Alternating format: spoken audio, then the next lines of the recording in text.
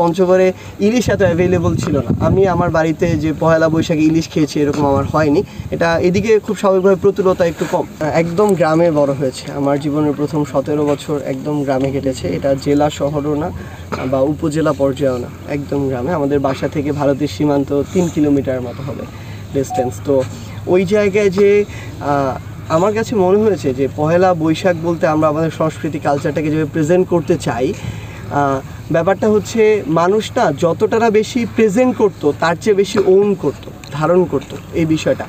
ধরেন আমরা আমাদের এই গ্রামে নববর্ষের কাছাকাছি সময় আমরা একটা হালখাতার একটা উৎসব দেখতাম দোকানগুলোতে।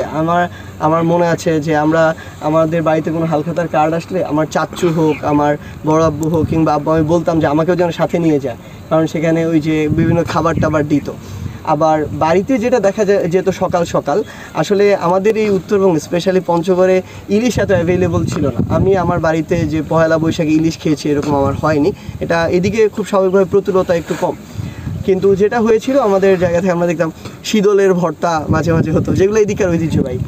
প্যালকা বা প্যালকা শাক বলি, অনেকে শোলকা শাক বলে। এখন যে কোনো ব্র্যান্ডের পুরাতন এসি বদলে নতুন ওয়ালটন এসিতে উপভোগ করুন 25% ছাড়। এই জিনিসটা আমাদের বাড়িতে রান্না হতো। তারপরে হচ্ছে ওই যে ভাই বললেন যেটা, যে তিতারি শাক থেকে শুরু করে তারপরে পান্তা ভাতটা হতো। ইভেন এমনও হতো আগের রাতে হচ্ছে ভাতটাকে পানি দিয়ে রেখে দেওয়া হতো, বা গরম ভাতকে আমরা পানি দিয়ে খেতাম, পান্তা ভাতটা হতো। তারপরে ওই যে একদম গুঁড়া যেটা মাছ, আমরা মলা মাছ বা ডেরা মাছ যেটাকে বলি, ওইটার চচ্চড়ি করতো।